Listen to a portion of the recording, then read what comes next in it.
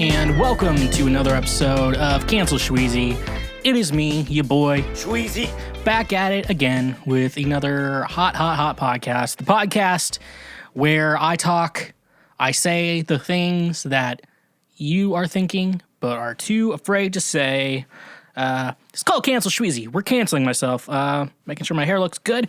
But yeah, we're canceling myself, and we're going to do it in the only way I know how, by just talking and sharing opinions and going over everything that has been going on in the world this week.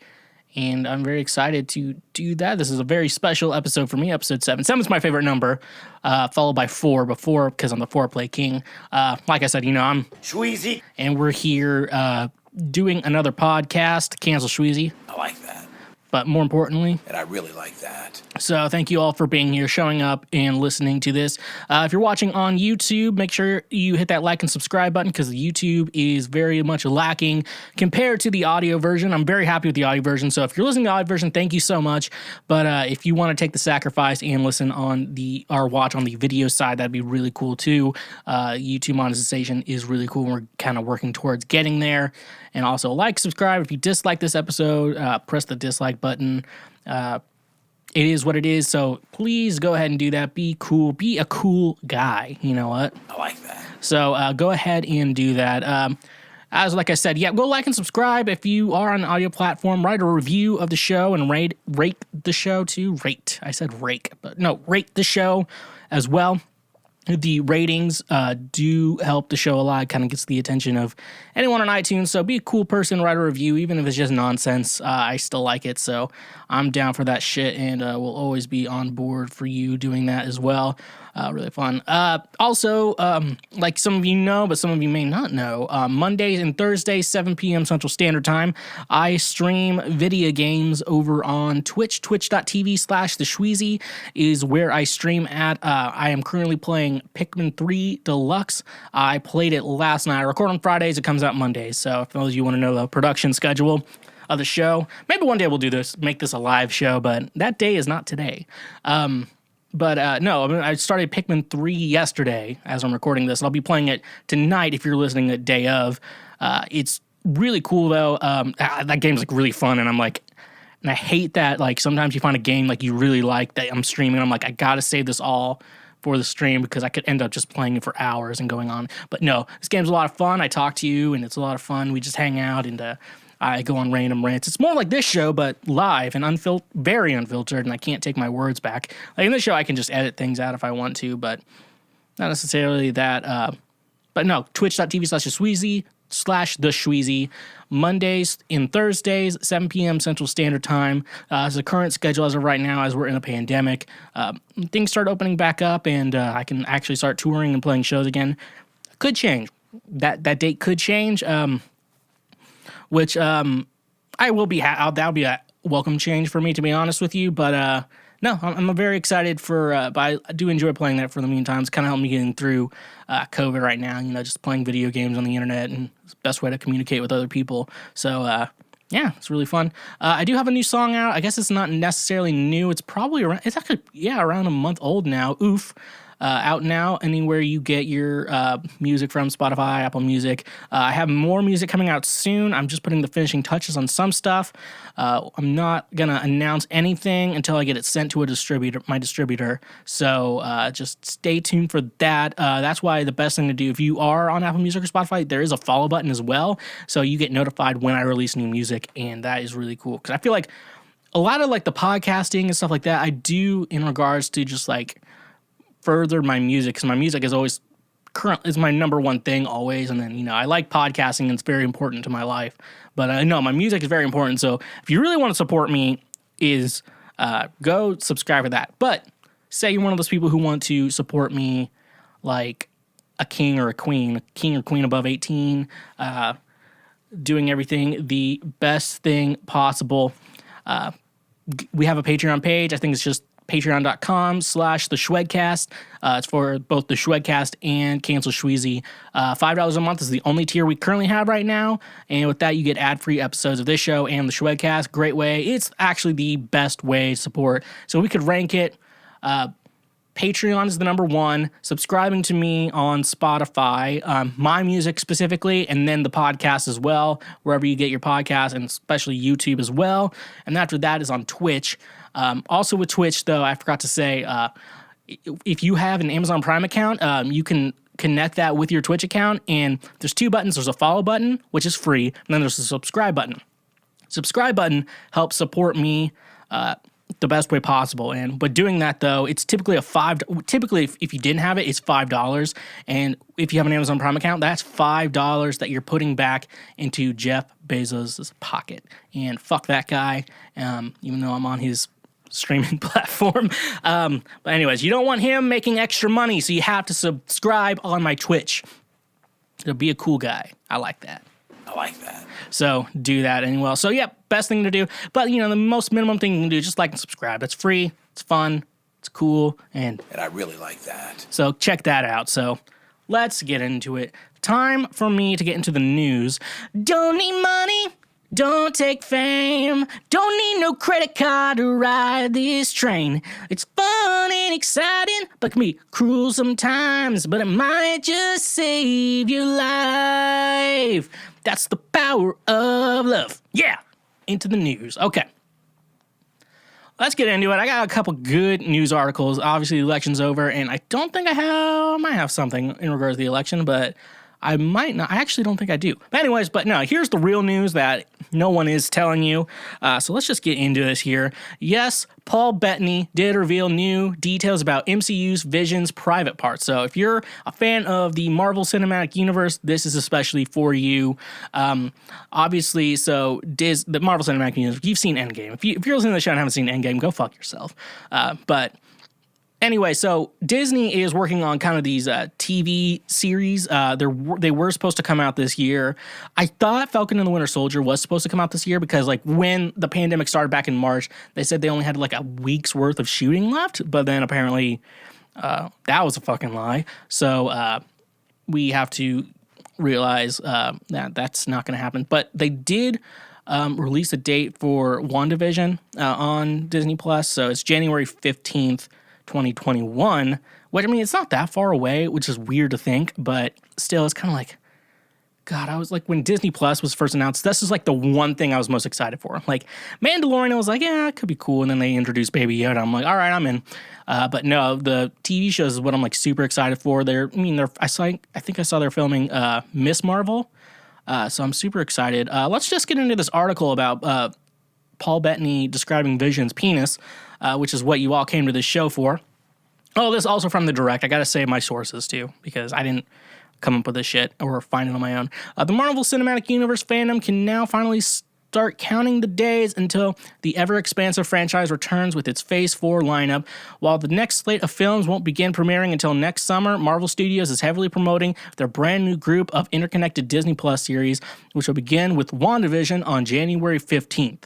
There is no official plot for the new series, but the implications for its importance to the MCU are mind-boggling. The potential introduction of the multiverse, along with a wacky trip through different eras of television, already have the world eager for more when WandaVision ultimately arrives. I did hear a rumor, I'll get into that in a bit. Actually, I'll just get into it now. So, like, the premise I heard, and this is like a leak, so it's probably not true, but it's this idea that, like, Wanda is like homeless and lost after the events of Endgame, after Vision's dead, and I think the Avengers are technically not together, even though I feel like Falcon and Bucky could like have helped her somehow, and then Wakanda still exists, and I guess in the MCU, Black Panther isn't dead. Okay, that is a weird thing to say. I mean, obviously I miss Chadwick Boseman like crazy, but the idea that, so he died. So in the first Black Panther movie, he technically died, and then in Endgame he died, and then he died in real life. So like, it's not good for that character. I don't know why. I'm just like looking for the little screen on my mirror. I don't know what's going on with my hair.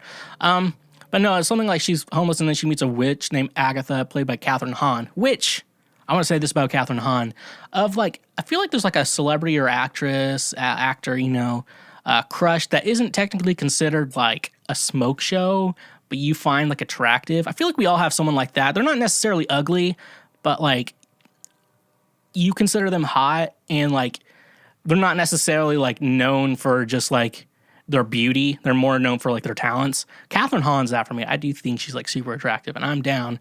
And if she's listening to this, hit me up, Catherine. I'm at the Schweezy, like on every social platform, and the Schwedcast@gmail.com if you just want to email us directly.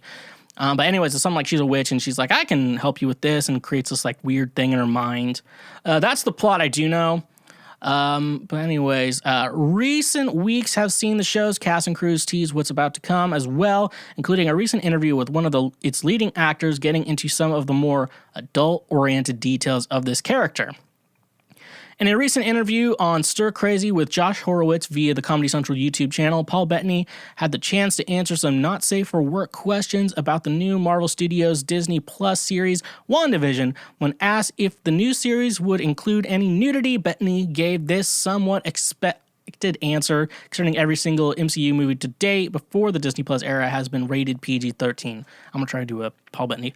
No, there is no nudity, so to speak. Bettany gave the next quote when discussing whether or not Vision has sex, considering this non-human nature.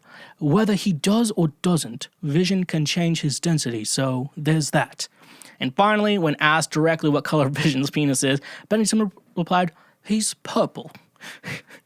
While this interview doesn't reveal any details pertaining to the plot of WandaVision, it's abundantly clear that Paul Bettany has more than enough comedy chops to hang with any of the funniest actors in the MCU, being so open to exploring the aspects of Vision that are a little bit more adult-rated. He leaves almost nothing to the imagination and couldn't stop himself from laughing the entire time answering questions not usually discussed on Marvel press tours. This hilarity also shouldn't come as too much of a shock considering Bettany started his run in the MCU by voicing Jarvis, Tony Stark's snarky and sarcastic AI assistant, in all 3 Iron Man movies and the first 2 Avengers films, for his evolution into Vision.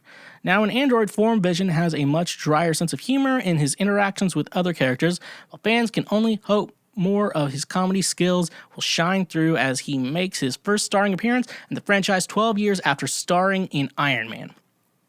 WandaVision is set to premiere on Disney Plus on January 15th, 2021, hopefully with the same amount of laughter that Marvel has always been known to bring. So, great to hear that. I mean, they're having a sense of humor, but also, yeah, like Marvel, they're like very like, yeah, you're not going to tell shit about this, and so I guess they're like, I guess I'm thinking the guy interviewing, what the fuck is his name? Josh Horowitz? I don't know who that is. Anyways, he'd probably just be like, I can't actually ask him any, like, questions about the series, so let's just ask what everyone's wondering about. Like, so what's Vision's penis like? Well, he can change density. That's all I can tell you. There's a full interview up on, Comedy Central YouTube channel. I have to mention that, for anyone wondering. So you can check that out if you want to know the full interview of what's going on with, WandaVision and everything like that. Let's get into our next article. Cougar sighting was actually a house cat, Moose Jaw Police, and this is from Regina News. A little furry feline friend caused quite a bit of commotion in Moose Jaw on Monday. In a news release, police said they spotted a house cat after someone reported Monday afternoon they saw a cougar in Waccamaw Valley. Police said conversation officers able to determine the cougar sighting was most likely a house cat that resides in the area. What the fuck? There was no cougar tracks found in the area, and officers couldn't find the large animal with a drone. The area was searched extensively for a cougar, police said. Okay. So, could you imagine? I mean, police officers are usually pretty shitty, but then, like, you have to, like, guys, like, there's a mount cougar. It's like, only thing like the police are gonna be able to do with the cougar is shoot it. Like that's all they're gonna be able to do. Like, do they not have like? Why would they not like send some sort of like animal control after? Why do they send police officers after like bullshit like this? Like for real, a cougar. What's the only thing a cop's gonna be able to do is shoot it. Like that's all. Like cops, they went to school for like 3 months, 6 months, or whatever, and still, like, they're not trained to deal with a cougar. They're barely trained to deal with actual humans. For real, though. So, like, why are we... That's the idea behind defund the police, I'm assuming, is that, like, oh, yeah, so if there's an animal, we're not going to send police after it. If there's some, like, a mental health crisis, they're not going to send a fucking police officer to just shoot the problem. So, that's the idea behind that. I think if I fix my hair... I don't know why I'm keep touching my hair. Might just, like, we get to a break, I'm just going to spray it down some more. Anyways, yeah, so, but imagine these police officers, untrained, barely trained at all for even the job they have. They're like, so there's a cougar? I'm like, all right. I'm like, well, I hope it doesn't kill me before I kill it. They go around, and then they realize it's a house cat, and you're like, are you fucking kidding me? Like, for real? Anyways, that's all I really have to say on that. I just thought that was so stupid. Just like, there's a cougar. It's like, it's just a cat. Like, it's a cat. And cougars look a lot different than any, like, stray cat I've ever seen in my life.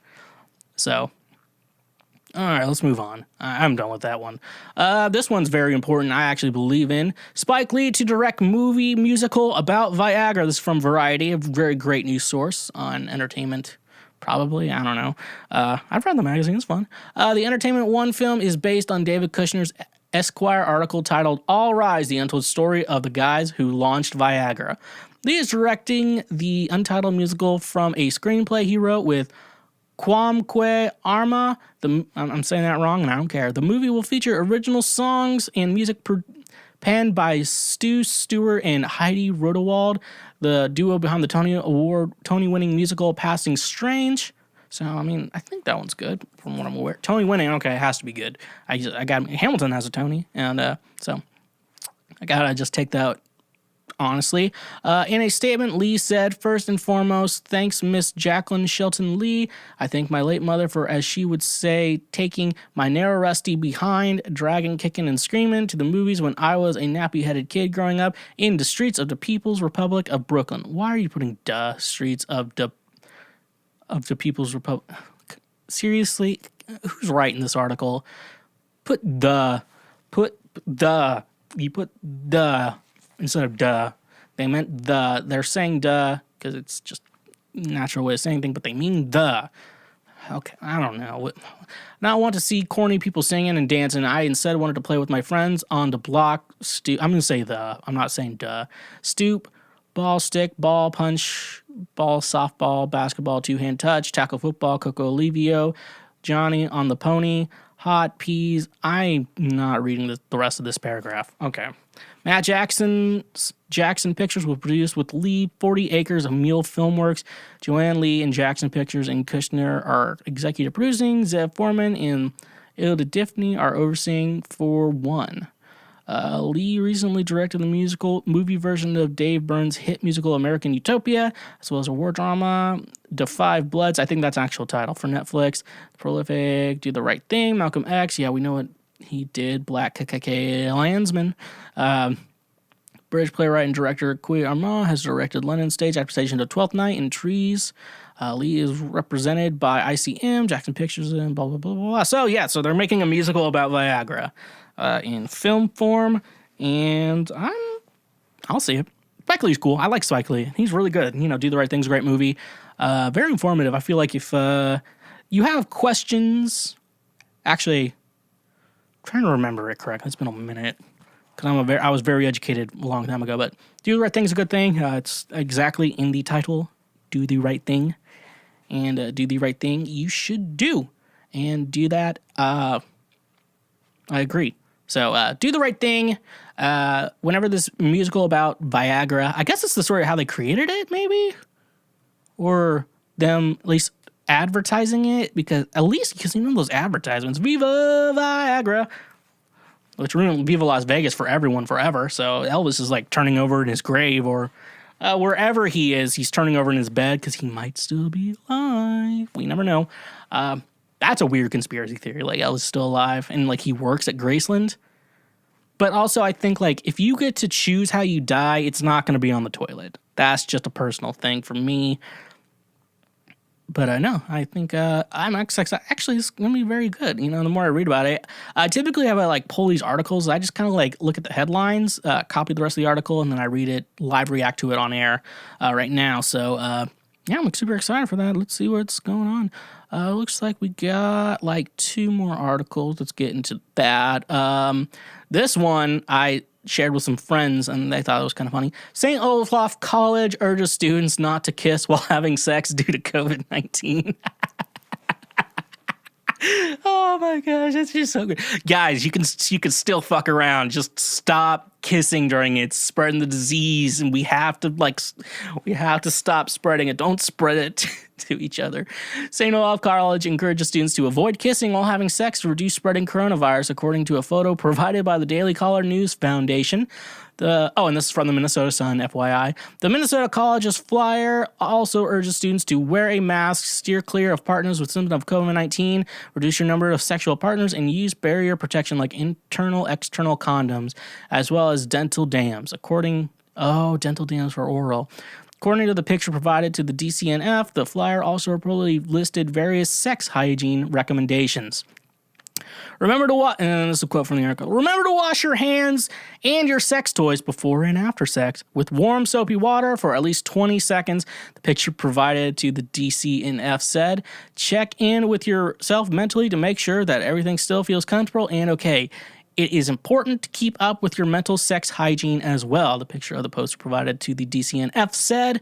The poster gave an example of how to set clear boundaries and provided example questions for people who are having sex to ask each other. Acknowledge and respect each other's boundaries, the poster said. The college flyer also recommended students have a conversation with your roommates about what each person is comfortable with since you are sharing a space. St. Olaf College didn't immediately respond to the DCNF's request for comments. So I just like this idea because the way I see it is during sex, men are so focused on like pumping it in, and women are like, kiss me, it's romantic and shit like that. But like men are so like having to like do so much. So I imagine this guy's like, I don't know if this is valid or not, but I'm just gonna put it down. Gotta avoid kissing during sex, everyone. I'm gonna spray this down during our break. Spray it down. You can't be kissing during sex, people. It's just distracting. And clean your twats. Clean your vaginas, clean your dicks, just clean it all. For real though, like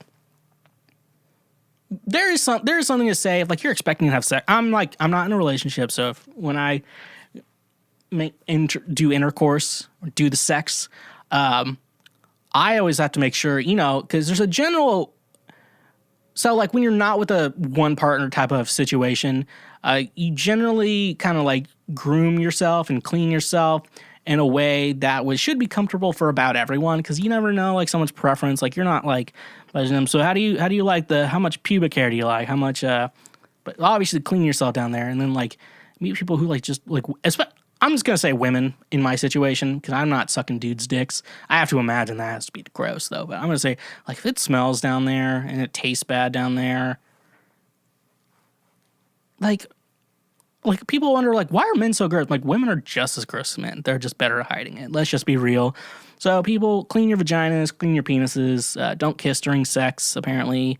Actually, I think the CDC actually recommends glory holes as the best form of safe sex. So, if you have access to a glory hole, I would say check that out. If you just want to get off, I think that's the best thing you can possibly do right now. Go ahead and hit up your local glory hole and have some fun in the meantime. And that's all I can really say in regards to that. Practice safe sex, even in this time of COVID-19 where it can be dangerous. All right. Last article I have for the news today. Fight club in New York City with over 200 people broken up by authorities. This is NBC News. You're like, man, it's broken up. A 200-person unlicensed fight club in New York City was disbanded by sheriffs on Saturday night, according to officials and local reports. Attendees of Rumble in the Bronx were discovered drinking, smoking, and fighting, but not social distancing at the event, according to NBC New York. One of several loaded firearms seized by the York City Sheriff, that could be a typo, from an illegal fight club in the Bronx, New York City Sheriff via Twitter at around 11:15 p.m. They started pretty early. They caught them pretty early because I imagine like fight clubs maybe start at 10 p.m. But I would say 11 would be when most people kind of get there. New York Sheriff's Department entered a Coster Street warehouse and found the crowd watching, participating in the fighting. NBC New York reported patrons were also observed drinking alcohol, smoking hookah, not wearing face covering while failing to social distance, sheriff officials said in a statement, according to NBC New York. In a tweet, the New York City Sheriff said loaded firearms were discovered and 10 organizers were charged with multiple crimes. A significant amount of marijuana was also discovered, according to NBC New York. Michael Roman, CEO of Rumble in the Bronx, is facing 8 charges, which include unlawful assembly and conducting a prohibited combat sport. NBC New York reported Roman's organization has an active social media presence and, as of Saturday, was promoting a mask-free event in Orlando this December, according to NBC New York. The New York City Sheriff shut down an illegal fight club in the Bronx. New York City Sheriff said it was not immediately clear if Roman had retained a lawyer. That the New York City Sheriff did not immediately identify the other people arrested. So, a lot of thoughts here. What fucking cool. I didn't know fight clubs actually existed. So I want to say this in regards to this. So it looks like they said marijuana, alcohol, and hookah, all legal substances in the state of New York. Assuming everyone was over 21, that should be a fine situation. I don't think that was a problem. Obviously, there could be some legal things with it, but I feel like if everyone's consenting to it, like it seems like a very organized event. Like if everyone's like consenting to fighting, shouldn't like I think the fighting part is fine too. Like it could be legal, but I don't know why that has to be legal if everyone's consenting to it. I mean, let's be real. Let's think about this here. So, like you can have sex with someone, just anyone, just for fun. It's no problem. But if you want someone to pay you to have sex with them, it's illegal. So why is it bad to charge someone for something they can get for free? That's like the weird thing. So I feel like, the Fight Club is okay as long as everyone's consenting, at least the fighters are consenting to it. The substances are okay. The problem I feel like is, yes, the COVID-19 restrictions, stuff like that. That's basically a super spreader event and definitely not good for anyone because, everyone's just, especially hookah, like you just pass that shit around, like everyone's just spitting in it, stuff like that. Like, I can't believe I used to do that. Remember we like blew on birthday candles? Like we just blew our germs all over that cake and then we're like, let's eat it. Let's just eat it. And we're like, how do we used to do that? That's weird. But no, I think this fight club is pretty funny. They had a fight club. Someone made a joke like, let's make an app where just people can match and then they fight each other. It's like, let's meet up to fight. I'm like, I'm down for that shit. I always like watching. See, I would be assuming COVID wasn't existing right now, I would be there just watching because that sounds like a lot of fun. Drinking, smoking, like that sounds like a lot of fun. And I feel like once COVID's over, I hope we can normalize fight clubs and at least public fight clubs. I know the first rule of fight club is don't talk about fight club, but they had a name for it. This couldn't have been a secret fight club. Rumble in the Bronx. So I don't know. I hope we can normalize fight clubs in the future because I love watching a good fight. I don't want to be in the fight. I love watching a good fight, and I'm always down for more of that. So, let's normalize fighting. This episode of the Schwedcast is brought to you by Gamefly. Most of you are already aware of Gamefly, but for those of you who don't, it's the best video game rental subscription service for one low monthly fee. As a Twitch video game streamer myself, I know there are 2 types of game. One type is the game that you'll continue to go back to time and time again, like Breath of the Wild and Super Smash Bros. And then there's those other games, that you only play once and then never pick up again. And that is where Gamefly is perfect.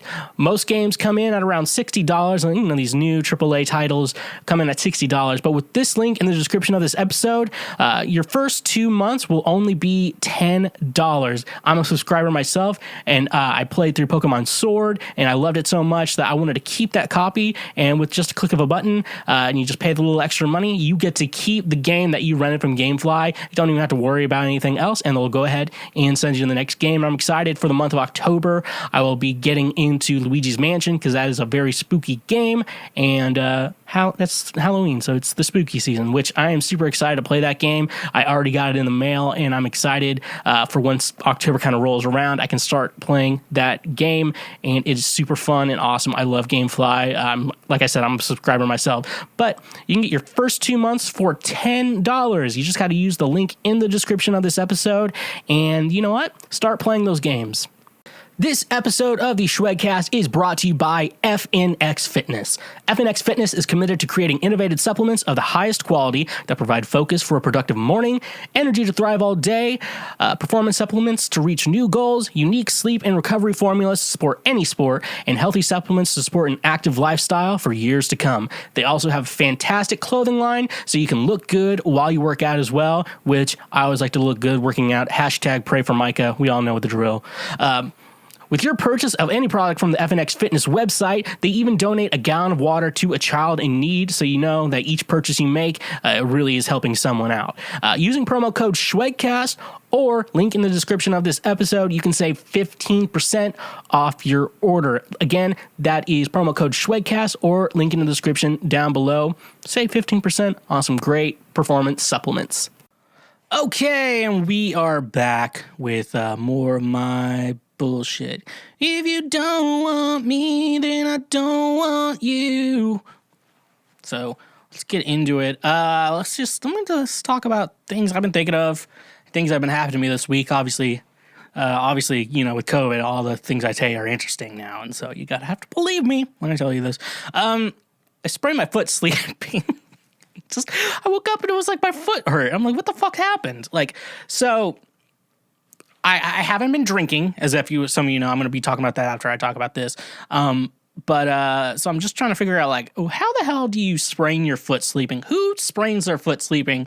Then I realized fat people would sprain their foot sleeping. That's rough, buddy. And, no, it was pretty rough. I was trying to walk around and ordered Uber Eats, and then the delivery driver, terrible. She was absolutely awful. I kind of enjoy getting bad service because then I don't have to tip them. Because I'm very much a believer in tip your delivery work. You know, when you delivery drivers, waitresses. I'm a very big believer in that. But when they do a bad job, it's kind of yes, I don't have to tip them. Anyways, so she I get a text from her and she's like, hey, I think I'm here, but I can't find your apartment. I'm like, well, as says in the address, it's apartment building, blah, blah, blah. It's a letter. Got 1 out of 26 chance of getting it right. And then she said, oh, I can't climb stairs and I can't read letters. What the fuck did you just say right now to me? You can't read letters? You can't see letters? What the fuck are you doing? And she's texting me this shit. She's texting me and she says she can't see letters. What the fuck are you doing with a driver's license trying to deliver food to me? What is going on with our society? And so with an injured foot, so I'm hobbling down they're doing construction on the short stairs, and I have to go down this long patch of stairs. I'm hobbling down these steps, hobbling to the parking lot of my apartment complex, eventually getting her food. No mask on, thank you. No mask on when she delivers it to me. And so obviously I got a 0 tip from her. And then obviously reported she was bad. I'm why was this bad? I'm well, all the things she made me pick it up, very unprofessional. I'm not sure what the hell was going on. And one was not wearing a mask because she wasn't wearing a mask when she was delivering it to me. It was we're sorry for that. We're going to remind her that she has to wear a mask or else. So thank you, Uber, for letting me rank this. And then the next day, and then another time, someone just didn't even deliver the food. I think it was probably their last day on it or whatever. They stole my food. I was not too happy about that. Still waiting to hear back. But anyways, no. That's all I have to say to that. Yeah, I was wobbling down with the sprained foot. It's feeling better now. I think if I stretch it a little bit, it can feel a little bit of pain, but it's feeling better now. I'm pretty sure it just had a muscle spasm in the middle of the night. Makes the most sense. Just sprained it or whatever. But yeah, that was pretty brutal, especially that dumbass Uber Eats delivery driver. Fuck her, and fuck that she can't read letters. Fuck you. Seriously, you tell me you can't read letters?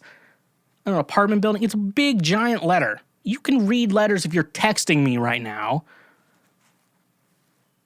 And then she was on the phone in her car, and I don't know, just being on the phone in public in general, I just hate that shit. When you're on the phone and you're checking out, how fucking rude are you? That's the problem with people. It's just because you can talk on the phone anywhere doesn't mean you should. Like, if you're not capable and in a position where you should be talking on the phone, you don't answer the phone. You let it go to voicemail. It's just fucking being polite, you dumb ass bitches. All right, I'm getting mad. Let me get back to what really matters here. I stopped drinking. I'm quitting drinking for the time being. Just kind of like taking some time to myself and figuring that shit out. The drinking was getting pretty bad. It can get pretty bad at times, and I just kind of have to stop. So right now I'm on a hiatus from drinking. Basically, I was like waking up super shaky and having these weird spasms and shit like that. Could have been a seizure. But I don't know what a seizure is like, and I don't want to, like, be seizure shamed or whatever it's called. So I'm not sure if I had a seizure or not. I know seizures can be pretty bad and deadly, so I don't want to be that guy, but it could have been a seizure. I'm not sure. But no, I was shaking pretty bad. So, like, first 2 days, I was, like, still shaking really bad. I was, like, waking up in, like, weird sweats and stuff like that. It was pretty bad. I think it was a withdrawal or stuff like that. But no, it was pretty bad, the drinking, and I admit, like, yeah, I do have a drinking problem, but kind of one of those things that's not as harmful to me as it could be with most people. Because I tried talking to people, at least people like former addicts, at least with drugs, and I always think like in a way that like maybe one day I could like I get to a point. I want to get to a point where it's just like you're just drinking. You don't feel like you need to drink. You just want you kind of just like want to. When you're with friends and just having a good time, you're just having fun. And you want to have a drink. You don't need to have a drink. And I think I was getting to a point where I needed it. I think mostly, I probably just need a therapist. I mean, I'm on the right medications. At this point, I think I just need to see a therapist. At this point, it's kind of like, I'm just kind of drinking to numb myself from a lot of problems and just stop me from thinking a lot of things. My mind's always like racing 2 miles, 100 miles per hour, like at all times. I have to like sleep with the TV on, just to like distract myself so I can fall asleep, trick myself into doing so.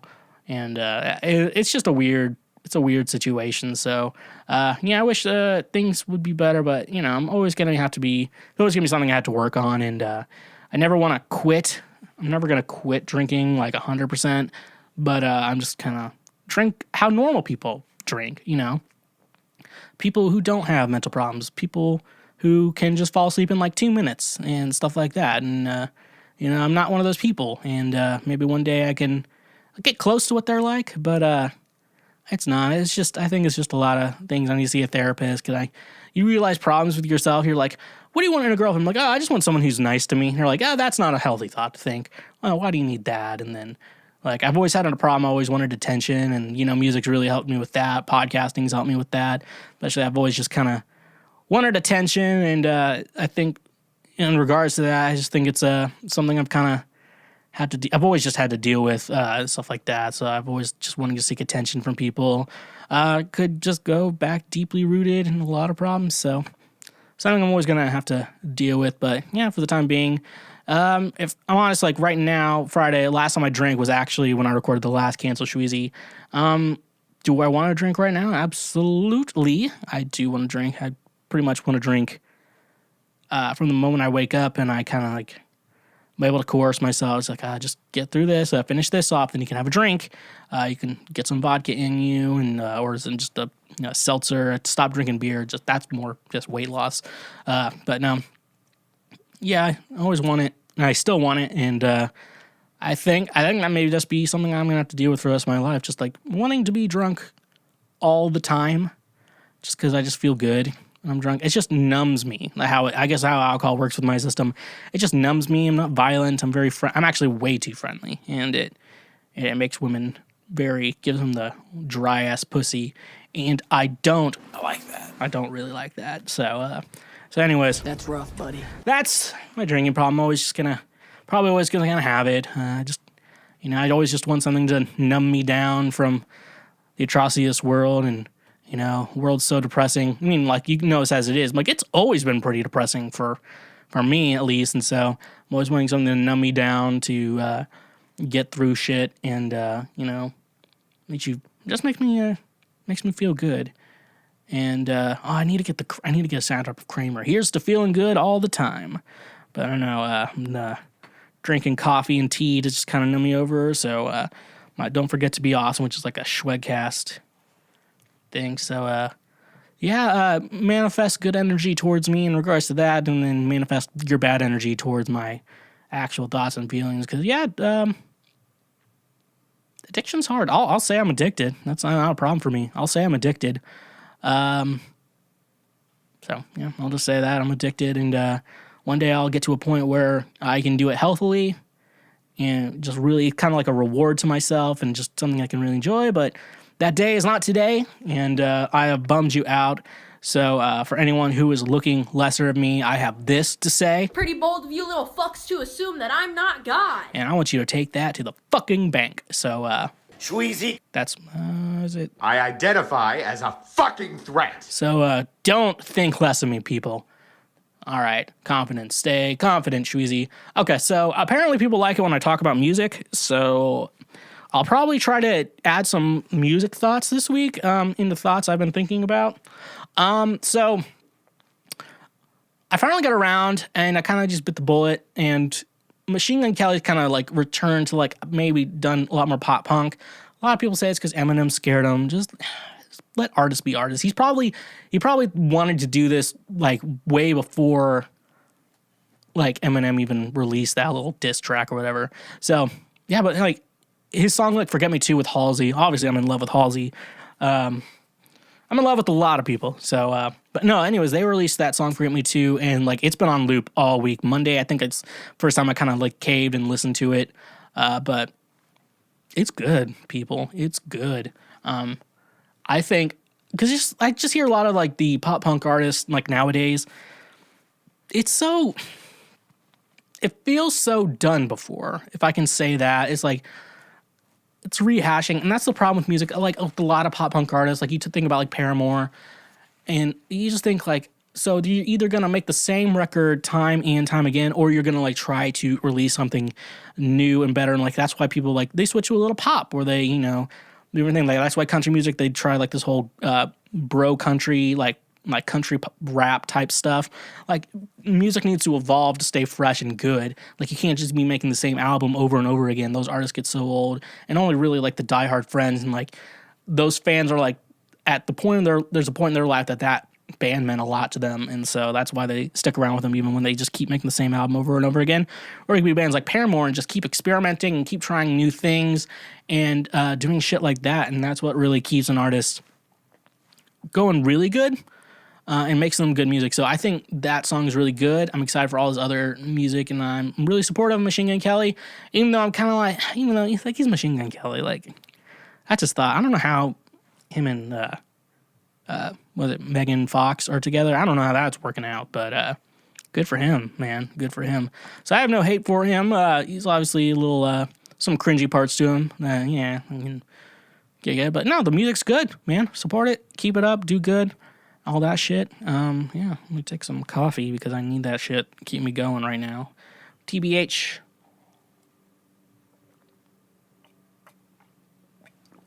All right. So, more music news for you. Yes, Taylor Swift recorded a 10-minute version of All Too Well with swear words. Okay, so, and this is from Billboard.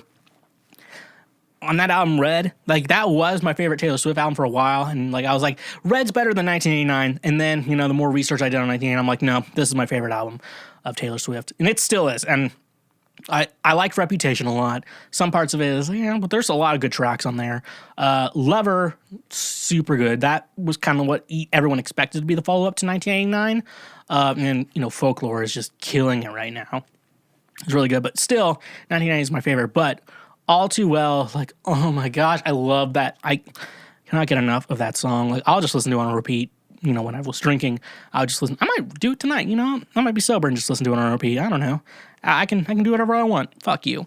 But no, let me read this article because I really like it. So, I think this article is going to explain. I don't need to mansplain it to you. Taylor Swift knows all too well how much her fans love the heartbreaking Red ballad. Turns off the 5.5-minute song was once as double a song, so it used to be like a 10-minute version. On November 17th episode of Rolling Stone's 500 Greatest Albums podcast, Swift shared the original All Too Well, the first song she wrote for her 2012 album. The star noted that it all began with ad-libbing session in the studio. That's like, the lyrics are so good to that song. like, I can't believe she ad-libbed it. I'm assuming she changed some things here and there, but still, like, how full of sentences she could have made with that. Like, oh my gosh. It included the F word, and basically I remember my sound guy was like, hey, I brought a CD of that thing you were doing in case you want it. And I was like, sure. She explained. I ended up taking it home and listening to it, and I was like, I actually really like this, but it definitely is like 10 minutes long, and I need to par it down. I think it was at the studio I actually interned at, and I think I can imagine like what room she was in. She was recording, just like ad-libbing it, and the guy's like sitting there recording, like, hey, I burned the CD for that because they still have CDs there. Fun fact, some studios, the old ones still do. It's like one of those old studios. I mean, nothing wrong with it, but it's kind of like a lot of those old studios. It's just like you end up like having to figure out to get everything working. You spend more time on that. I'm like, I just want to show up, turn everything on, and like let's get going. And that's kind of how like my studio in here is set up. But most studios don't have an Airbud poster, and these sound things are terrible. But they look cool, so I'll keep them up. And they still do a little bit. The ones that have like right on the walls here are really good. Let's see. She and songwriter Liz Rowe ended up cutting down 7 extra verses, and All Too Well was born. That was a very serendipitous, I'm saying that wrong, creation of a song, Swift concluded. Swifties will have to wait to see the 10-minute original version is ever released. Pop is currently in the process of re-recording her first 5 albums after ownership of her back catalog has changed hands for the second time in 17 months. So if some of you don't know, Taylor used to be on Big Machine Records, which is like a big country music label, and they're more. Most labels are more concerned about just making money than ours, because that's obviously what the label is for. But they're we don't care if it sucks, just release it. Because they're country music, and a lot of just country fans are just so loyal, and it's just terrible to be country fans out there. Like they're just like, yeah, I don't care if you like shit, eat it, eat the shit. You like this shit, you'll eat it. And Big Machine's very big. And then Scooter Braun, and he's not much of a. I just don't. He doesn't have that music creativity.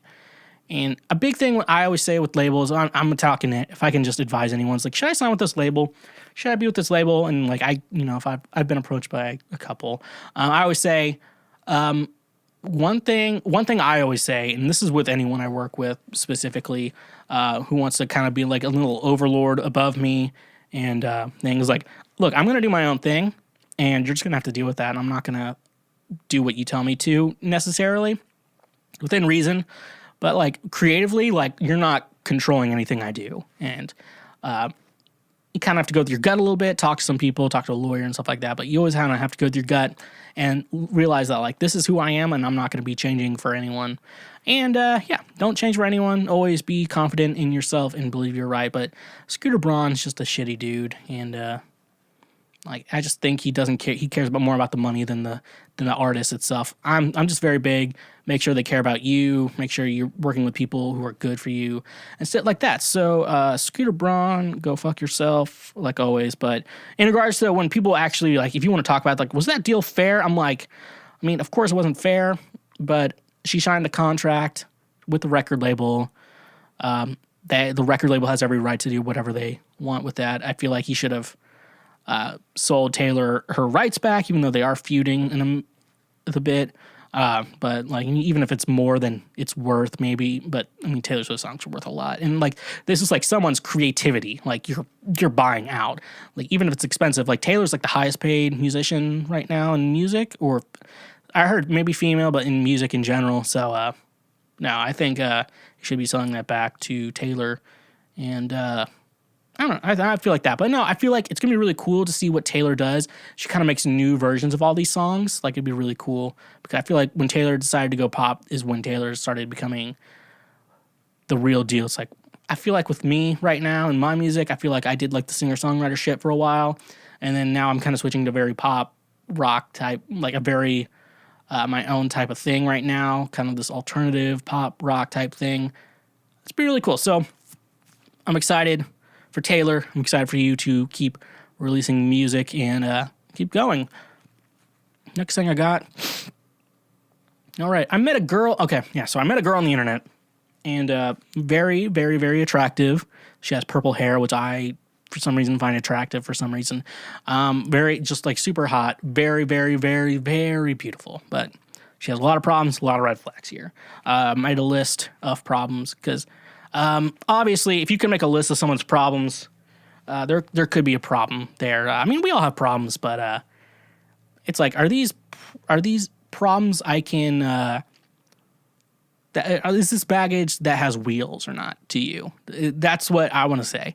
Doesn't believe in doctors and thinks she knows more than them. She made this huge thing on Instagram that like, I feel like I know, I was like talking to a doctor and I was like, I know more than you and I know what's right for me and I know what's right with me. I'm like, because she does research on the internet, like your 20 minutes of research doesn't suffice for like the 10 years plus training and stuff like that your doctor has gone through. Like sometimes doctors can be half-assing it. Like just say like, it's like, hey, you should get on this medication. But like, no, I tried that medication. It didn't really work well for me. It made me feel really bad.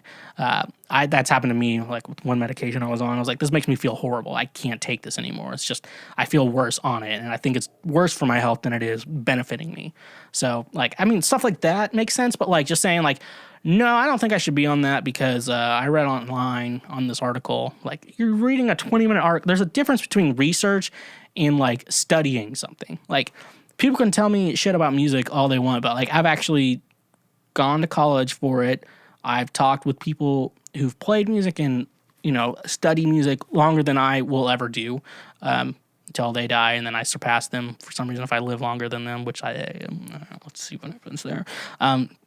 Like you discuss, you research, it's a whole thing, like with research and stuff like that when in regards to a topic like that. And so telling a doctor you know more than them when they've dedicated their whole life to studying like this to help people, that's a red flag to me. And that's a big red flag. Also, she thinks vaccines cause autism. She made a big post about how propaganda for like the flu shot is bad. Like, come on, it's the flu shot.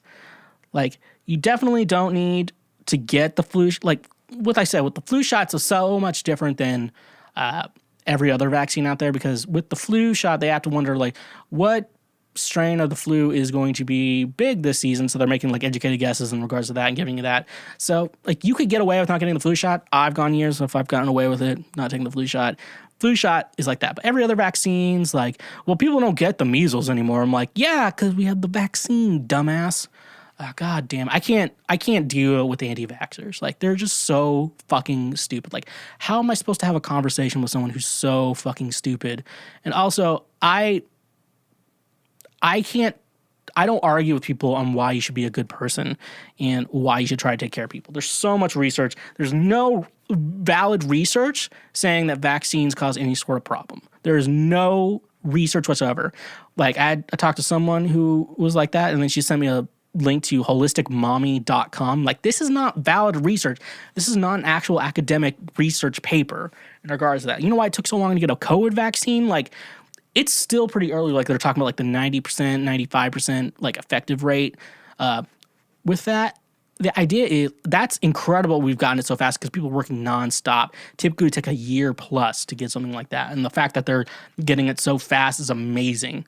It's not just a lot of bullshit you people are talking about. Also, another red flag she has, she's very skeptical on COVID and the shutdown stuff and stuff like that. They're like curfews. I don't get the curfews though. Like, what's being out past 10 doing? Like, what if you have to like, if there's an emergency or some shit? Like, curfew, that's weird. People like truck drivers, they drive for a living. They'll drive through the night and shit like that. So that's weird. I do get that. But like anyways, the business have to close down and stuff like that. We need to like keep just essential businesses open. And she's very skeptical about that. Like, it's like, oh, but if we do that, like, oh, then people won't die. Oh yeah, that's a pretty good reason for anything. We're up at like 250,000 people dead right now. People are planning Thanksgiving, like not getting tested, not being safe, and they're gonna have to, have an ICU Christmas. We're already max capacity in the ICU, dumbass.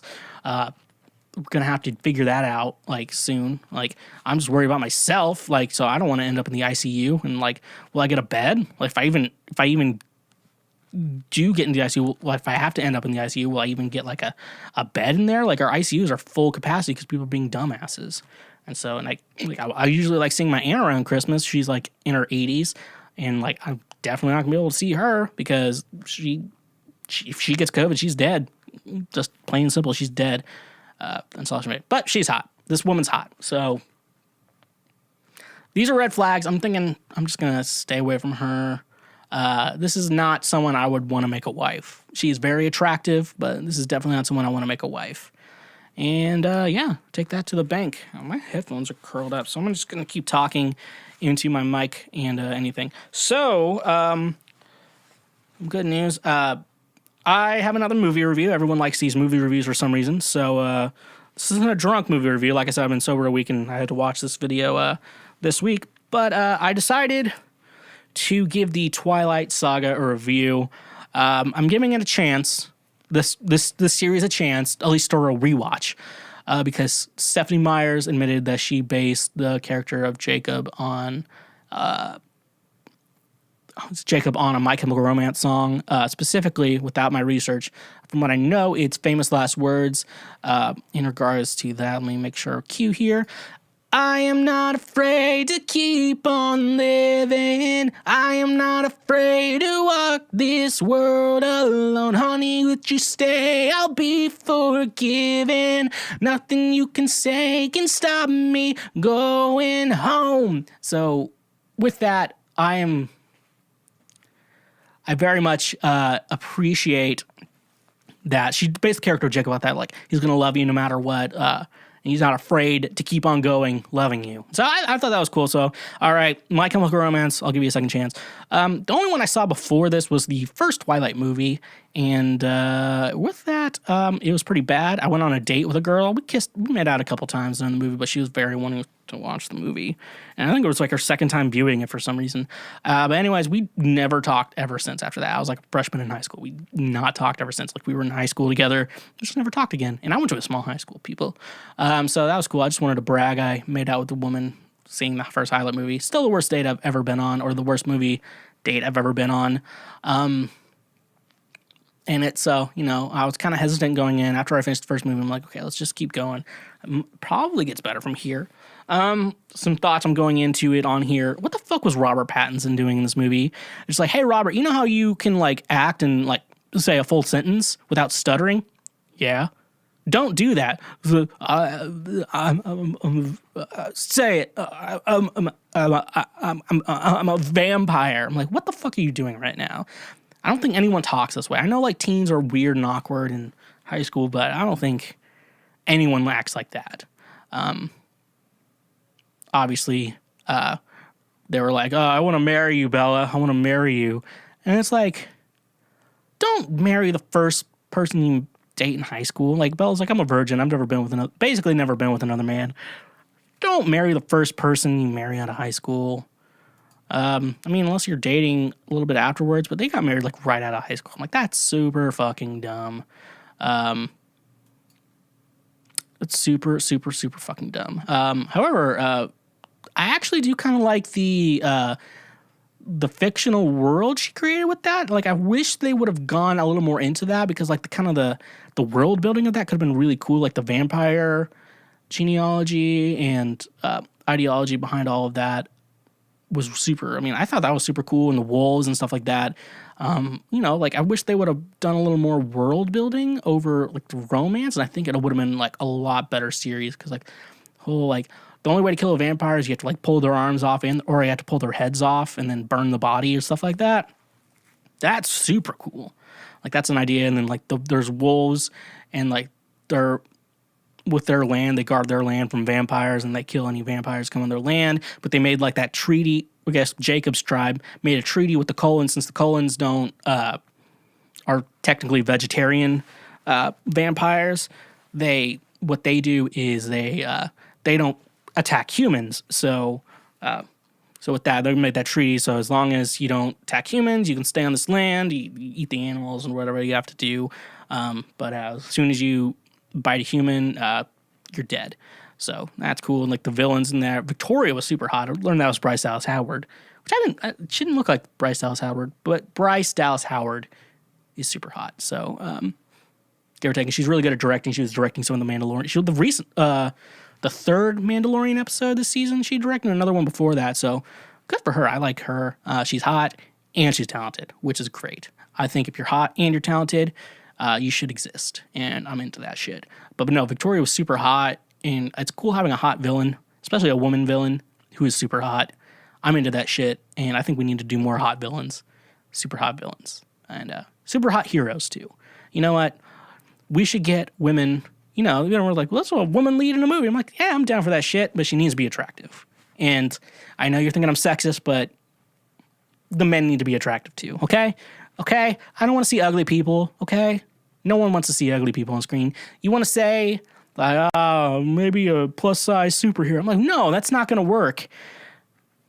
There's definitely no way a plus-size superhero is going to work, okay? Just drop that fucking ideology. So, anyways, but no, a guy who played like Ned in the Spider-Man, in this new Spider-Man trilogy, he's lost a ton of weight because I think he's going to be playing Hobgoblin soon. Good for him. Glad. I wish I could get on that Disney workout plan. I would not have cheeks anymore. No, I'd still have cheeks. These cheeks aren't going anywhere. You know how fucking fat my cheeks are. Okay. Anyways, let's get back to Twilight. So like in Eclipse, I think Eclipse and Breaking Dawn Part 2 were the best ones because of all the fighting and like the world building. So there's like that young girl who like got turned into a vampire, and like I don't think she wanted to be turned into a vampire, but was turned into a vampire against their will. And so when they're going to attack the Cullens and the wolves and stuff like that to get Bella, the idea was like, and then like the Cullen parents, Carlisle and Mrs. Carlisle, when they were like, you know what, you don't seem like you want to be attacking. Do you want to join our like vegetarian vampire clan? And she seemed like, yeah. And then, Dakota Fanning showed up, and then like, she's like, all right, gotta kill her. I'm like, what? Why are we building up to that shit? Like, I wanted her to stay with the Cullens and be like the new member of the Cullen family. I think that'd just be super cool. So, but I don't know. Maybe the movies did that wrong. I didn't read the books because I don't read books. I'll listen to audiobooks, but mostly the books I read are like Harry Potter or like Soul Art and Not Give a Fuck. Those are the only books I read. Audiobooks, anyways. Yeah, so Dakota Fanning had her minions kill that girl. I was like, that's not cool. That's not cool, dude. So what the fuck is going on? So Jacob imprinted on Renesmee? So the problems I have with that is like he's in her life her entire life, and like as like Uncle Jacob, which is fucking weird, okay? It's just, that's weird. I would say I was Jacob, and because I'm not a pedophile. I'll put that on record. I'm not a pedophile. I do not want to know my spouse as a small child. That would kill my boner instantly. And the fact that he's around, obviously, the idea of like he's protecting her, blah blah blah. But it's still, I don't like children. Children annoy me sometimes. I like them. I like children though. I like other people's kids, but like, I'm not attracted to children. It's just, I don't know. It's just a weird. I guess it's a weird personal thing, but I don't know. That's just fucking weird. I would just be like, all right, Renesmee, let me know when you're an adult. I'll be back. And that way it's not weird. But no, he was just there her entire life. And eventually they kind of like showed like they ended up together and shit like that. So, yeah, I can't really speak on behalf of that. Okay, also there's like that end fight scene in Breaking Dawn Part 2, which is just fucking brutal.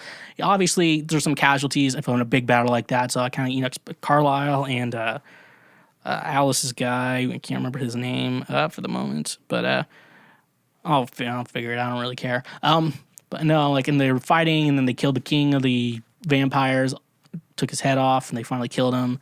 And they killed Dakota Fanning too, which was really cool. And then they revealed it was all part of Alice's vision. And I'm like, what the fuck just happened here?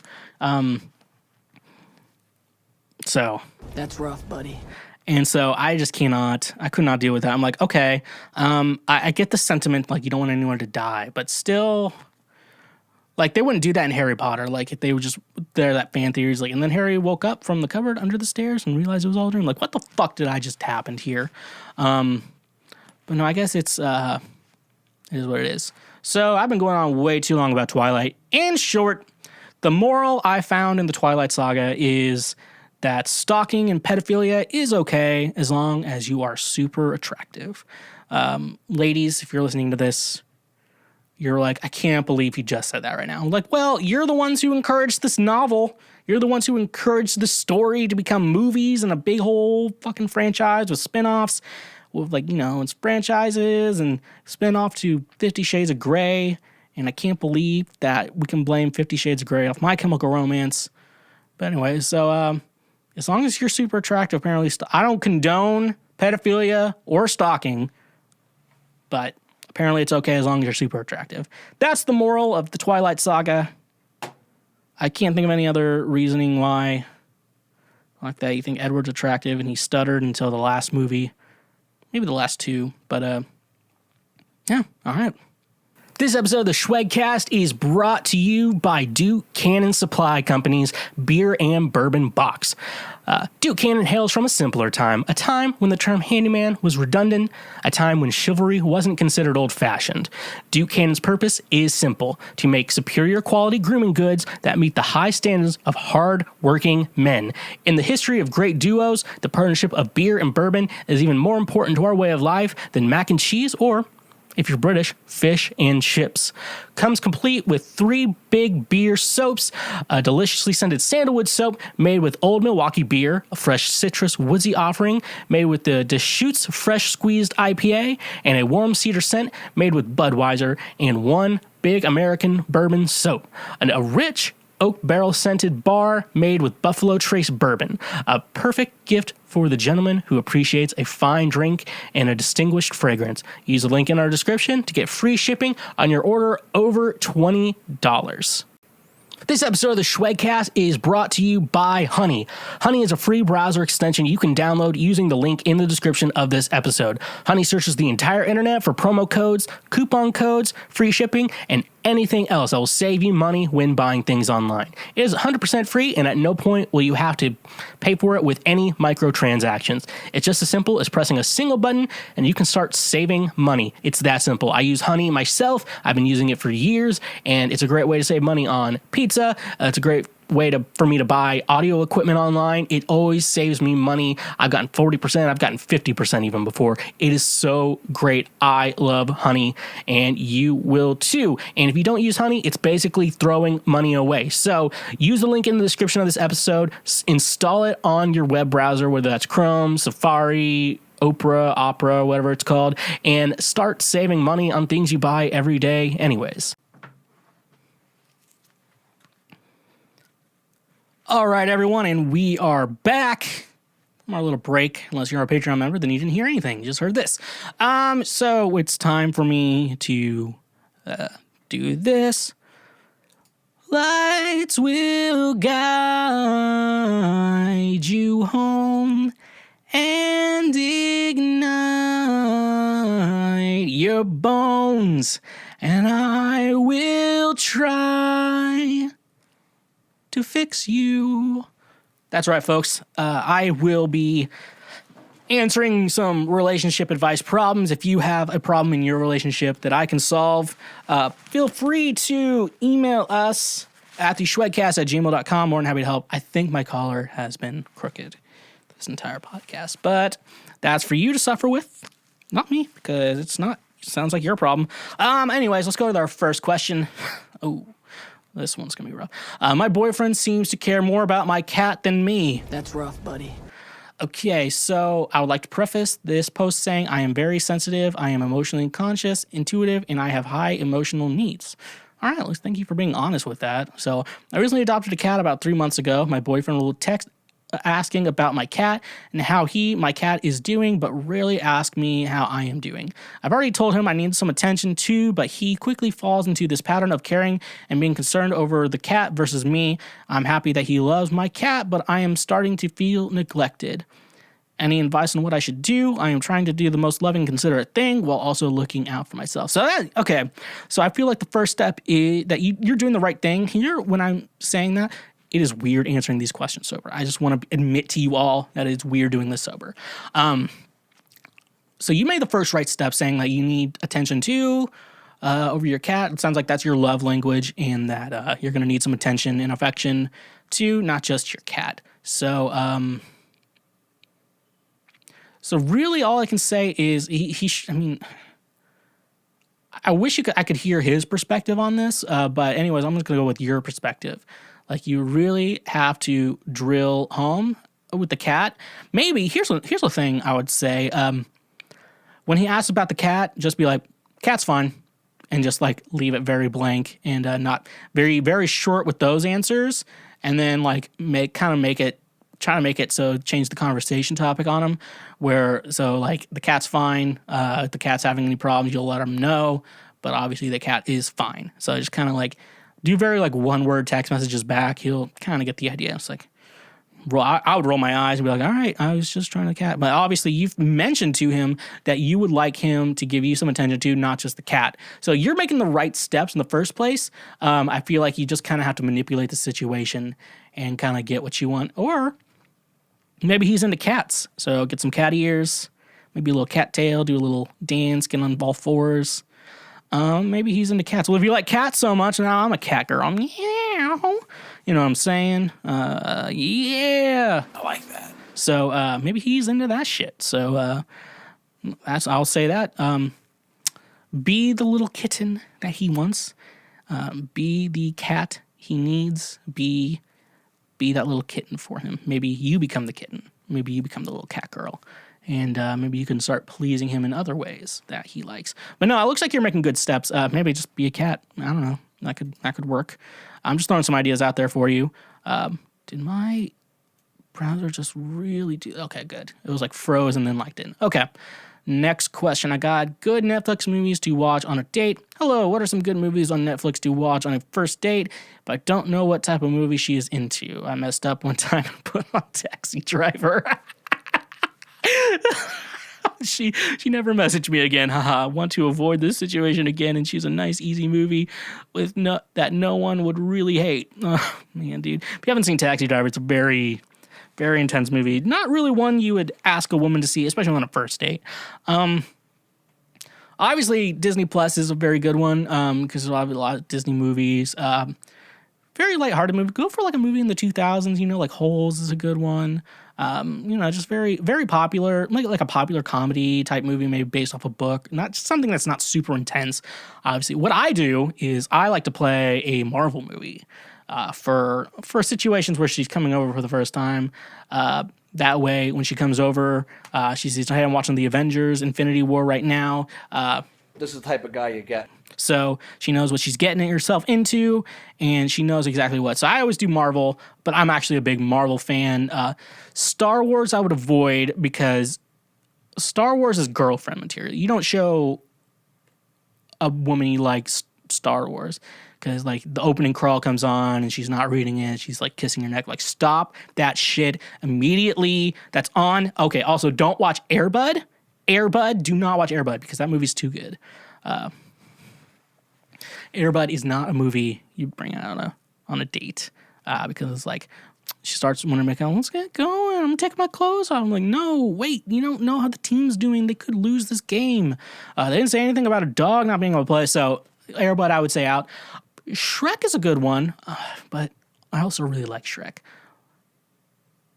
I could keep Shrek on in the background for sex.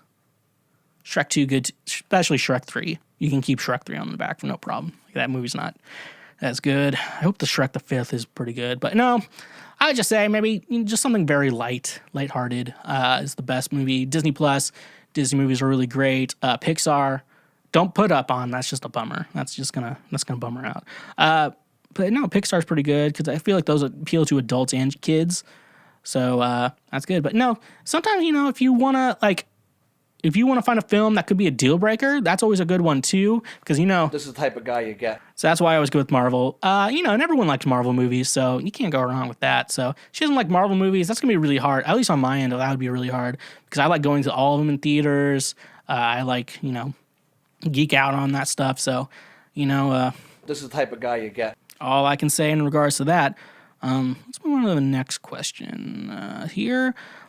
My parents won't let me marry my girlfriend because she's poor. Instead, they want me to marry my mom's friend's daughter. So I have a lot of opinions already on this just from the title. So I've been dating my girlfriend for 4 years now. Met in college almost 6K miles from our hometown, where I found out we live 10 minutes away from each other, as dating is a big no-no where I come from. My parents have no idea. A week ago, I brought her up to my parents. 4 years, you haven't brought her up to your parents? Damn. And we mentioned that I'm interested in marrying her. They asked the usual questions. Everything seemed to be going fine, but then they said no. When I asked why, they said she's not within our socioeconomic level.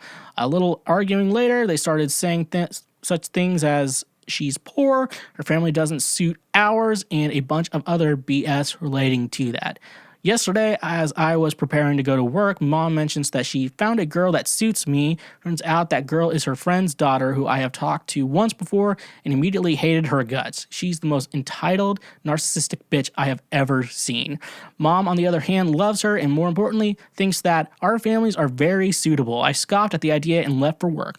When I came back, Mom and Dad were waiting for me. They said marriage is more than just the both of you. It's about the two families. Our families cannot be associated with hers, as it is not within our economic level. My parents are now taking this personally. They got the entire family involved, all of which support my parents. I don't know what to do. Marriage here is different than what you might be used to. Simply blessings aren't enough. Usually the groom's parents meet the brides at her house to ask her for her hand in marriage. This, along with other reasons, make it impossible for me to marry her without my parents' approval. I did not tell my girlfriend any of this, as it would absolutely destroy her. As good, do not bring that shit up to her. Maybe you're eventually gonna bring it up to her if you end up marrying her. But I think here's the message I have for your parents. Pretty bold of you little fucks to assume that I'm not God. Buddy, it's the year 2020, bud. You shouldn't need your parents' blessings to fucking marry anyone, dude. It's gonna look bad on our family. What? This isn't the 18th century, bud. You don't need to fucking... What, are you going to trade her for a pack of mule... Like a mule or something? Like, for fuck's sake, how stupid are your parents? Like, we need to marry... You don't need to marry anymore for socioeconomic class. Like, you're the son. Like, oh, yeah, we need you to marry another rich person. We get their daughter so our families can unite and we can have our kingdom. What the fuck are you talking about? This is an episode of... Is this fucking Hamilton, the musical? I can't marry the older one because Hamilton doesn't have any... His parents aren't rich or anything. He just has he can talk a lot. No, he's got to marry the middle sister. It works out. No, dude, fuck your parents. Fuck your family too. I think you're going to have to bring it up to her eventually. But at the same time, what you need to say is, look, I don't agree with my parents, but I'm just going to tell you what's going on. And tell her that you should get married to her. You should get married to her just to piss off your parents. See, problem with my parents is... I don't think they're going to care whoever I marry. They're just like, it's a woman. It's a human woman. Like, they're going to, like, check her pulse and her heartbeat. And they're like, she's real? Shit like that. So I don't think my parents are going to be big into that. But for your situation, it's more than just blessing. You don't need a blessing. Okay, there's, like, the idea, like, you ask, for me, a man, you ask a woman's father, like, for his blessing to marry his daughter. So here's my situation. I assume that I'll get in good with the father because I always start off with the lines like, well, I see where she gets her good looks from. Usually wins them over pretty quickly. I can schmooze with the best of them. So I'm not too worried about getting her father on my side. I'm actually a little more worried about the mother. So my dad was telling me, like, when he met my mom and stuff like that and got married, like, her dad loved my mom. My mom's mom passed away when she was very young. And then there's also grandma, my great-grandma, McCronnell's, like, greatest woman who ever existed in the history of the world, lived to, like, 98, like, doing shit in her 90s. She was hesitant at first, but then she grew to like him, and then the rest of the family had to, like, learn along the way. But no, it's really funny. I'm like, my dad hit it off with the father pretty easily. I think, like, my mom was the last one to get married or something like that, so that's probably why. He's like, I gotta marry my daughters. But anyways, dude, fuck your parents and your family. Just marry her. If you love her, love is the most powerful thing here. Got to turn on the auto-tune. Love is all you need. All you need is love. Ba-ba-da-da-da. All you need is love. Ba-ba-da-da-da. All you need is love. Love. Love is all you need. So, fuck your parents. I would say marry her if you want to. Don't marry if you don't want to, but don't marry that other bitch that your mom wants to get her with. That's something else too. I love my mom, and I know she wants the best for me, but she tries to set me up with someone that's immediately like, I'm not dating that person. There's definitely no way. It's like, you've never had an orgasm before? Yeah, it's going to be a hard pass for me. It's going to be a real hard pass for me. I'm not saying women should have I just want her to know what she likes. Okay, I've talked too much. I love my parents, FYI, after they even made it this far. Move on to the next question. My girlfriend broke up with me yesterday, but she's having a panic attack now. My girlfriend broke up with me yesterday. I took it badly personally, so what I did was unfollowed her on all platforms and made my accounts private because I don't want to look, nor do I want her to look. I wanted to do no contact at least for a week to build myself back up. She's been calling me nonstop today, and while I do love her and care for her, she basically let me out to dry yesterday in a horrible way. Now she's having a panic attack and not processing everything well. She lives alone, and I am certain the loneliness gets to her. I used to send her messages every morning for about a year, but this is the first time she's got nothing from me. My biggest fear is that she'll justify her choice of breaking up with me and feel worse about everything. There's like a 6% chance of that happening, I feel, but she's having a panic attack, not doing well, and I care for her and want to be happy. Should I swallow my pride and talk to her? The answer is, the question is, does she want you back? Do you want her back? That's the question. You're not overreacting when you unfollowed her and you just want space away from her, because obviously you still have a feeling of you still care for her. And so this idea of like looking at anything with her, makes you feel bad and just sad and stuff like that. So no, you did fine. She's having a panic attack from her own fucking decisions. From a lot of my exes, I can tell you this: you are not responsible for someone else's mental health. That is her problem. She needs to see a therapist if she's having problems. She needs to see a doctor if she's having problems. That is not your problem. I learned that the hard way, but I can tell you that is right. You know what? Simp. Don't be a simp. I think I meant something else with it. Don't be a simp. You're doing the right thing. You're like, if you want to talk to her, that's fine. But you have to go into it with, I'm not going to try to win you back. This is your choice. You decided this. And she says, I can't live without you. Then tell her, good, then die. That's the best thing I can say. She broke up with you. This is her choice. If she wants to get back together, and you think you want to get back together, she's going to have to earn it. You should be the bigger person. Be nice to her. Don't be a dick. Don't be a dick. Come on. But anyways, it's her fault that she broke up with you. This is all her fault. All you're trying to do is cope, and like you're doing it very respectfully. You just don't want to contact her, or be reminded of her. You just want to get your mind off of her, because you gotta time heals all wounds, and you need to do that. So I think you're doing everything fine. Just if you want to talk to her, just tell her like, look, I'm not trying to win you back, but this is your fault. This is what you did. And if you can't live without me, then die. I'm not in charge of your mental health. You're in charge of your own mental health. We're all in charge of our own mental health, people. So do not date to find a therapist, even though that would be convenient. Don't do that. It's too much pressure on the other person, and it's not good for you. Relationships it's not 100-100 like these people say. It's 50-50. You're in charge of your own shit. They're in charge of their own shit. You come together and, just try to make each other happier in life. Shit like that. That's what it is. Tell her to go fuck herself. Next question. I feel terrible for feeling this way. Boyfriend is way too small to satisfy me. I'm going to try to make this as simple as possible. My boyfriend's dick size is very small. That doesn't change the way how I feel about him whatsoever. I care for him so much, and he's amazing. But whenever it comes to the sex, it's just never enough. My boyfriend is a great guy. We've been together for over a year, and he's very kind to me. And a lot of our relationship contains physical affection. A lot. It's nice having sex with him, but it's kind of just difficult for me to be fully satisfied by that fact that his dick is very small. Whenever he's thrusting into me, his dick slips out quite often, making it kind of awkward for me. It's hard for me to explain. It's just, I get it. It's just that I don't get it personally. I've just seen porn, and that he has to put it back in. It slips out, and then he has to put it back in again, and so on. I thought at first he was intentionally pulling out because he didn't want to come inside me, but it's actually accidental. Oh, that's funny. but he's a good guy if he doesn't want to come inside you. Good guys don't come inside people. It gets a bit annoying when his dick it just isn't able to stay inside of me. The thrusting will feel so good, and then all of a sudden it'll fall out, and we have to readjust ourselves and start again. This happens at least 10 to 15 times during intercourse.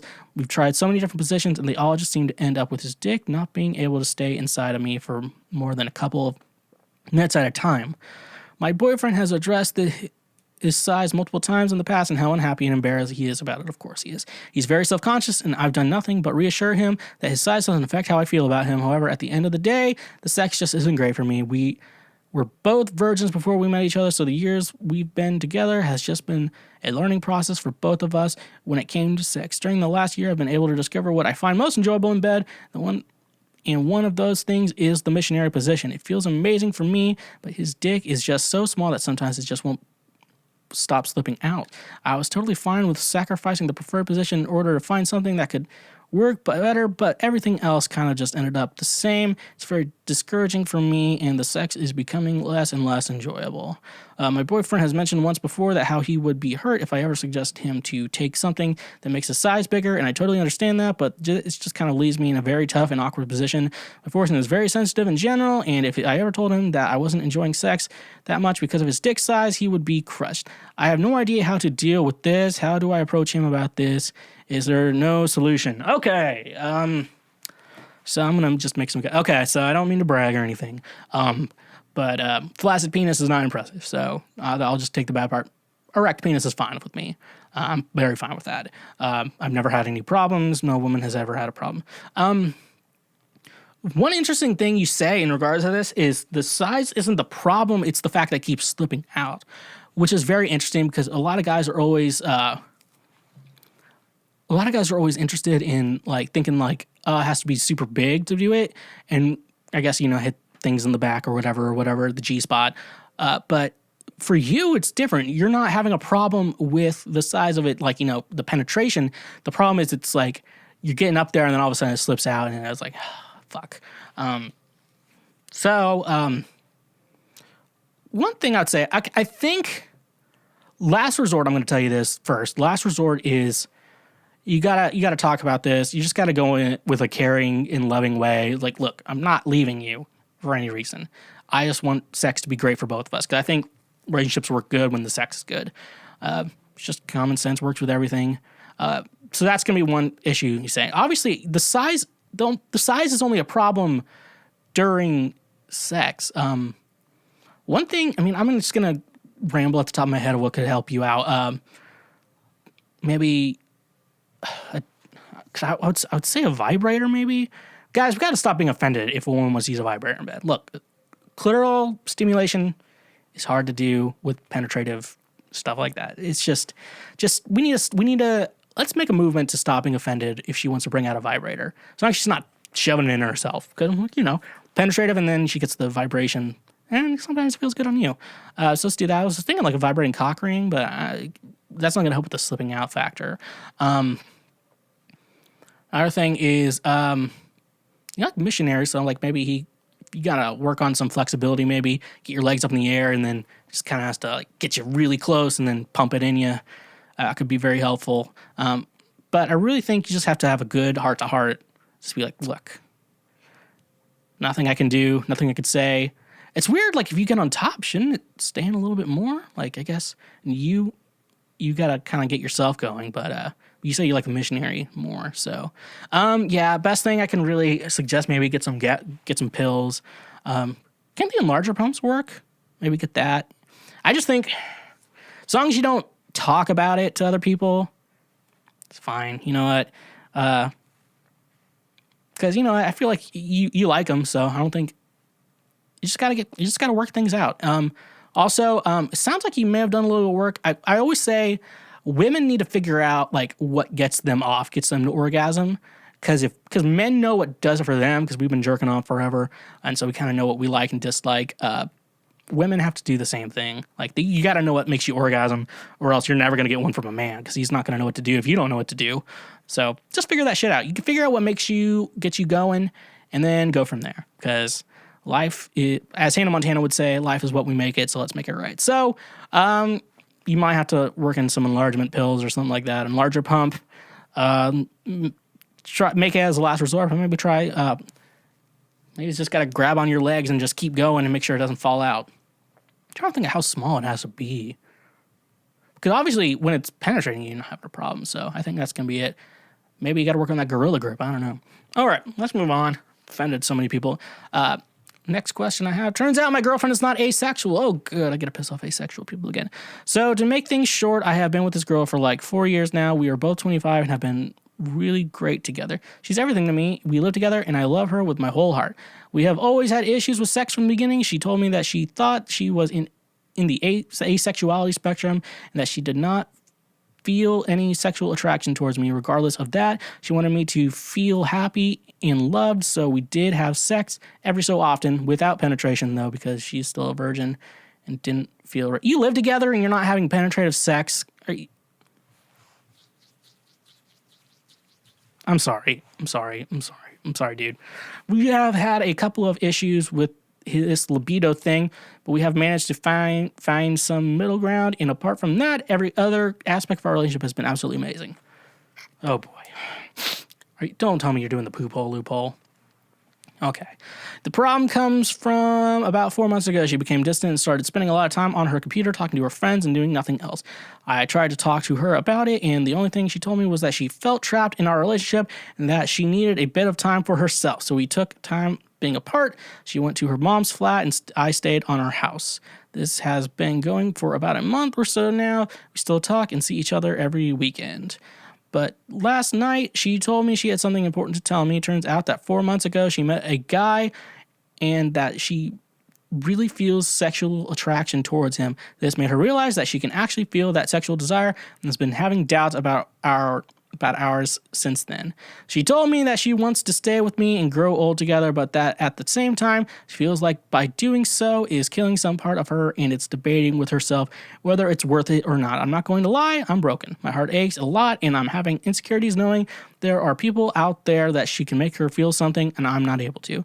I want to be with her and try to make things work, but I have no idea if it's the right thing to do or how the hell to make this work. What do? I am lost. First of all, if you're living together, you need to have actual penetrative sex. Look, virginity is stupid, and we shouldn't be idolizing virginity at all. It's stupid, and you lose it, and you're like, that's it? Okay. You need to stop idolizing anyone's or fucking virginity and stuff like that. And then we need to stop idolizing how many people we have sex with, too. Like, that's not a big deal. We need to stop idolizing the time we lost our virginity and shit like that. It's not a big deal, people. She says she wants to be with... If she's not sexually attracted to you, like I said, sex is such a big, important thing in relationships, and she doesn't want to have sex with you, that's a deal breaker. She likes you emotionally. It sounds like you're going to be good as friends, not in a relationship. It sounds like this is going to be really hard for you, but yeah, you're going to have to break up with her. I'm sorry, but you got to move on. You deserve better than this king. My king here, you deserve a lot better than her. She thinks she's asexual when she was with you, but asexual people, I just don't think asexual people should be in relationships. I'm sorry if you're asexual, but you can go fuck yourself. Like, stop using non-asexual people for your own selfish desires and for your own selfish gain. It's just horrible. You're a horrible person, and you need to deal with that. It's nothing wrong with being asexual, but the fact that you use people in relationships makes you a horrible person. Dude, you need to break up with her and just get her out of your life because she's not doing anything. She can have sexual desires for other people besides you. Fuck her. Fuck her. Break up with her. Do it. Just pull the Band-Aid off. Pick the scab. I don't know what the best thing to do here, but fuck her and, yeah, fuck her. Fuck her. Break up with her. That's all I can say. Break up with your girlfriend. That's how that Ariana Grande song goes. Yeah, okay. Next question. And, all right, this is our last one. All right. How many relationships did you have before you settled down? I'm a 23-year-old male. I've been in a relationship for a month now, dating for 3. It's dating for 3. Okay, so it's like they've been talking for about 3 months, but made it official about a month ago. So maybe 4 months in. Good for me right now, and she makes tough times a lot better, but I'm nowhere near ready to settle down. I don't want to till I'm at least 30. This is my second relationship. I spent all of university focusing on work and myself. Same here, but I still met women. I had one casual thing for a few months that ended horribly, and that was about the extent of it. I just feel guilty that I don't want to settle down with her right now. It's early days, but I'm not thinking about that at all. I don't think this will be my last relationship. It could be, but I want to travel a lot and doesn't lend itself too well to marriage. And honestly, I'm just wanting to enjoy my time with her and have the most positive experience I can. It's this normal feeling for a mid-20s relationship. I don't feel I have enough experience of relationships yet to really determine what's right for me and what isn't. Thanks. Okay. So you're 23, so you're super young. Which is weird. I'm 27, so I don't know why I'm telling super young, and then like some people think I'm young, but then they feel like I'm a little bit. I feel like young 30s, and that's like older to some people. But most of my friends are in my 30s now, so I just feel like I'm in my 30s. Oh, look, so you dating her and you like her a lot, so don't expect that this thing has to end in marriage or not. That's a Christian bullshit that you shouldn't listen to. Just spend time with her. Just stay in a relationship. If you feel like you're going to marry her, there's going to be a moment in your mind, you're going to like, I want to marry this woman. Do it. But also don't if she thinks she wants to marry you, don't lead her along. Don't lead someone along. But you're still super young. Like my parents expect people to be married at 23. You don't need to be. I'm 27. I'm not married. I have other friends. They're not married either. And they're in their 30s. It's not a big deal. You like her. Just spend time with her. Enjoy her. Don't put her on a pedestal. Don't make her first, like your number one priority. It sounds like you're doing really good with that. It sounds like you're very healthy. I wish I was as healthy as you in my mind. For a while, I was like, I have to get married. I have to get married. I have to get married. But now I'm like, I don't need to get married. I'll just do what I want. Just want to meet people. So, yeah, just enjoy it. Just as long as she's not expecting marriage right now, just enjoy each other's company. Just have fun. Unless you eventually going to have to talk, like, do you want to get married? If things get more serious, just make sure you decide in your mind, like, what you want. Always just understand what you want. But I would say stay in this, don't break this relationship up right now. You're still pretty young. This relationship's still pretty young and you're young too. Don't break it up because of that. Just, realize that, hey, it's what happens. Just do what feels right. Always do what feels right to you. And, be the best version of yourself and always put yourself first. Don't put these bitches before you. That's all I can say. Moral of this episode, do not put another bitch before you. So, yeah. That's going to do it for this episode of Cancel Schweezy. Thank you so much for everyone tuning in and enjoying the fun. I hope y'all break up with your significant others. And then when you are single, email theshwedcast@gmail.com. If you want to date or anything like that. I probably shouldn't be doing that. But no, if you have any relationship problems or any news articles or any movies you want me to review, hit me up, theshwedcast@gmail.com. The movie has to be cringy or else I'm not going to watch it. So hit me up there, questions, comments, concerns, and everything like that. Subscribe to me on Spotify. Oof is out now, but I'm going to have more music coming out soon. So you got to stay tuned for that. Follow me on Instagram, Twitter, Facebook. It should be all at the Schweezy everywhere. And Twitch too. Follow me on there and subscribe if you have an Amazon Prime account. Be a cool person. Subscribe and like the podcast though. That's what's really important right now because this is the podcast and this is where you need to be right now. Hang out, have fun, stay schwoke, everyone. Follow us on Patreon. $5 a month, ad-free episodes. Be the people I really love. So in the meantime, stay schwoke, stay awesome, and bye.